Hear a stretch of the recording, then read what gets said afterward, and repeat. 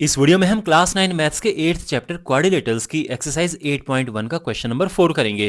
ABCD is a rectangle in which diagonal AC bisects angle A as well as angle C। Show that ABCD is a square. और फिर हमने ये भी show करना है। Okay, देखो सबसे पहले तो हम यहाँ पे फिगर बनाएंगे। और क्या फिगर बनाएंगे? जैसे मैंने आपको बता रखा है ना कि जो चीज़ हमने शो करनी होती है हम वो वाली शेप बनाते हैं।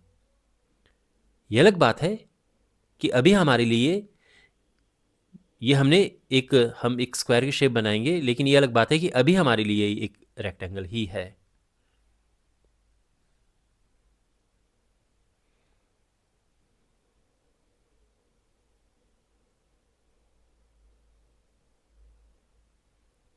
अब इसमें ये है डायगोनल। ये जो डायगोनल है ये इस एंगल को बाइसेक्ट करता है और साथ में इस एंगल को भी बाइसेक्ट करता है। तो ये और ये इक्वल है और ये इक्वल है। और ये ध्यान रखना कि ये एक रेक्टेंगल है। तो रेक्टेंगल अगर है तो यानी इसकी ऑपोजिट साइड्स इक्वल होंगी, यानी ये और ये साइड इक्वल है, ये और ये साइड इक्वल है, साथ में चारों एंगल्स इसके 90 डिग्री। तो जब जरूरत पड़ेगी, जिस भी प्रॉपर्टी की जरूरत पड़ेगी होने को, तो ये पैरेलल भी है, ये इसके पैरेलल है, ये इसके पैरेलल है। तो ये सब प्रॉपर्टीज रेक्टेंगल की होती है, क्योंकि रेक्टेंगल एक टाइप का पैरेललोग्राम भी होता है। लेकिन ऐसा नहीं कि सब प्रॉपर्टीज हम यूज करेंगे, जिसकी जरूरत पड़ेगी वो यूज करेंगे, ठीक है। लेकिन ध्यान में रखना है कि एक रेक्टेंगल है। अब हमने शो करना है कि ABCD एक स्क्वायर है। स्क्वायर का मतलब यह है कि चारों साइड्स हमने इक्वल लेके आनी है। जो चारों साइड्स हैं अगर हम इक्वल प्रूफ कर दें तो स्क्वायर हो जाएगी, क्योंकि स्क्वायर क्या होता है? स्क्वायर एक ऐसा रेक्टेंगल होता है जिसकी चारों साइड्स इक्वल होती हैं, यानी ये हमारे पास एक रेक्टेंगल है। अगर हम इसकी चारों साइड्स को इक्वल कर दें तो ये स्क्वायर बन जाएगा। तो यही है, ठीक है। तो बेसिकली हमने प्रूव करना है कि AB is equal to BC is equal to CD is equal to AD, चारों साइड्स इक्वल लेकर आनी है। अब हमने देखो यहाँ पे मैंने क्या किया है कि इनको एंगल 1 2 3 4 नाम दे दिया है, थोड़ा आसानी रहेगी आगे लिखने के लिए। ओके, तो आप ऐसा कर सकते हैं, क्योंकि बार बार BAC DAB ये लिखने में बड़ा कन्फ्यूज़न होगा। ओके, खैर यहाँ पर हमने इसको स्क्वायर प्रूफ करना है। स्क्वायर प्रूफ करने के लिए चारों साइड्स हमने इक्वल प्रूफ करनी, बिकॉज रेक्टेंगल ऑलरेडी है। चारों साइड्स अगर हम इक्वल प्रूफ करेंगे, इसके लिए क्या होगा? देखो सबसे पहली बात तो ये है कि इसको हमने इसके इक्वल लेकर आना है, और ये इक्वल तभी आएंगे जब ये एंगल्स इक्वल होंगे और ये एंगल्स इक्वल हो जाएंगे, ठीक है। तो यहाँ पर गिवन है कि angle 1 is equal to angle 2 है। गिवन है angle 1 is equal to angle 2 and angle 3 is equal to angle 4। यहाँ पे कहा गया है ये कि रेक्टेंगल जो है bisects angle A as well as angle C। तो ये और ये इक्वल है, ये और ये इक्वल है। Also angle 1 is equal to angle 3। आप समझ गए क्यों है ये इक्वल? ये है ऑल्टरनेट इंटीरियर एंगल्स, मैं शॉर्ट में लिख रहा हूं, ठीक है। ऑल्टरनेट इंटीरियर एंगल से भाई ये पैरेलल हैं, क्योंकि रेक्टेंगल है तो रेक्टेंगल एक टाइप का पैरेललोग्राम होता है, ऑपोजिट साइड्स इसके पैरेलल होती हैं। तो ये एंगल्स इक्वल होंगे बिकॉज ये पैरेलल हैं, ट्रांसवर्सल ऑल्टरनेट इंटीरियर एंगल्स। तो अब क्या होगा यहाँ पे? देखो यहाँ पे सो वी कैन से कि angle 1 is equal to angle 3 की जगह पे क्या लिख सकते हैं? एंगल 4, है ना, since angle 3 is equal to angle 4। तो यहाँ पे 3 की जगह पे 4 लिख दिया, तो ये और ये इक्वल हो चुके हैं। तो इससे क्या होगा? इससे AB is equal to BC हो जाएगा। क्यों? बिकॉज किसी ट्राइंगल में इक्वल एंगल्स के सामने की साइड्स इक्वल होती हैं। कोई आइसोसेलेस ट्राइंगल जो होता है उसमें sides opposite to equal angles are equal, वो हम यहाँ पे लिख भी देंगे। In an isosceles triangle sides opposite to equal angles are equal. तो ये साइड और ये साइड यहाँ पर इक्वल हो गई हैं। अब हमारे पास पहले से ही क्या है? AB is equal to CD है and B C is equal to A D है, मतलब A D is equal to B C है ना? क्यों? Because opposite sides of a rectangle are equal. तो ये और ये इक्वल हो गए, ये और ये इक्वल है, और ये इक्वल तो हमने यहाँ प्रूव कर दिया था। तो अब यहाँ से देखो, देखो देयरफॉर अब जो ए बी है ये बी सी के इक्वल है,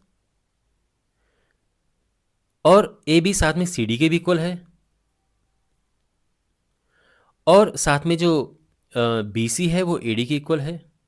तो ये चारों साइड्स इक्वल आ चुकी हैं। तो हम लिखेंगे कि since all the sides of this rectangle are equal therefore A B C D is a square. और ये प्रूफ हो चुका है, हेंस प्रूव्ड।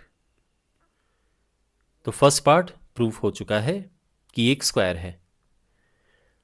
अब हमने सेकंड पार्ट में ये प्रूफ करना है कि जो डायगोनल बी डी है वो इस एंगल को बाइसेक्ट करता है।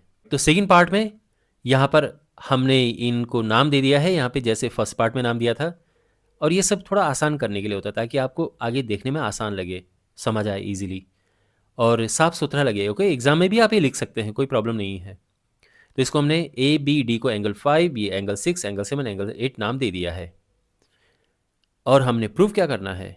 टू प्रूव करना है कि angle 5 is equal to angle 6 है,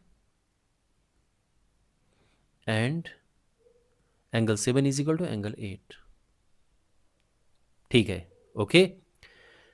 तो यहां पे ये तो खैर हम ऑलरेडी प्रूव कर चुके हैं कि ए बी सी डी एक स्क्वायर है। तो स्क्वायर का मतलब ये है कि इसके चारों साइड्स इक्वल हैं।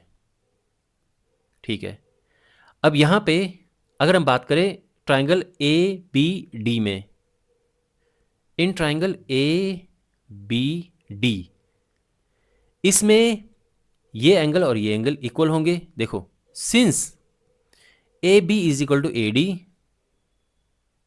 ए B is equal to A D, therefore angle 5 is equal to angle 8। कैसे? बिकॉज ये साइड्स इक्वल हैं, तो एक आइसोसेलेस ट्राइंगल है, और आइसोसेलेस ट्राइंगल में इक्वल साइड के सामने इक्वल एंगल्स होते हैं। तो एंगल 5 इज इक्वल एंगल 8 है। In an isosceles triangle angles opposite to equal sides are equal. तो ये इक्वल हो गए हैं। अब इसके अलावा देखो, यहाँ पे एंगल 8 और एंगल 6 इक्वल हैं। Angle 8 is equal to angle 6। इसका रीज़न है कि ये ऑल्टरनेट इंटीरियर एंगल्स हैं। ओके, मैं शॉर्ट में लिख रहा हूँ ऑल्टरनेट इंटीरियर एंगल्स। और क्यों? बिकॉज ये पैरेलल हैं। Since A D is parallel to B C. क्यों पैरेलल है भाई? ये एक स्क्वायर है। स्क्वायर एक टाइप का पैरेललोग्राम होता है, और पैरेललोग्राम में ऑपोजिट साइड्स पैरेलल होती हैं। तो बेसिकली ये और ये पैरेलल है। और यहाँ पे जो बी डी है वो ट्रांसवर्सल का काम कर रहा है।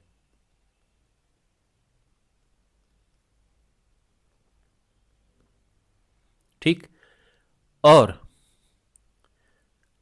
इसी तरह से बाय द वे हम यहाँ पे लिख सकते हैं 8 की जगह पे एंगल 6। तो therefore angle 5 is equal to angle 6, है ना? यानी जो बी डी है वो इट बाइसेक्ट्स एंगल बी।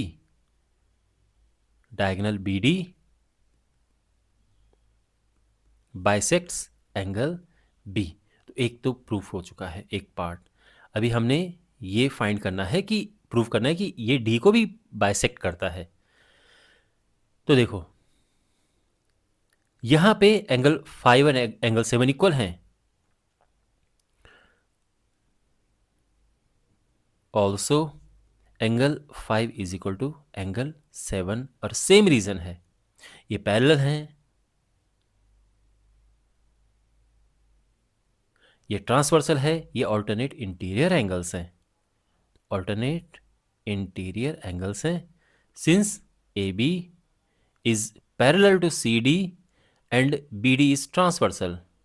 तो अब देखो 5 7 के इक्वल है ना? और 5 8 के भी तो इक्वल था, ऑलरेडी हमने प्रूव किया था।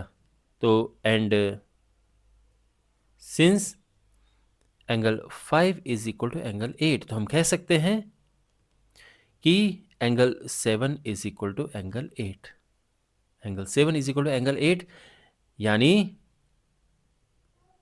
BD बाइसेक्ट्स एंगल D, और ये वाला पार्ट भी प्रूफ हो गया है, यानी जो BD है it bisects angle B as well as angle D। ये स्टेटमेंट हम लास्ट में लिख सकते हैं, यहां से ही हटा सकते हैं हम, ठीक है।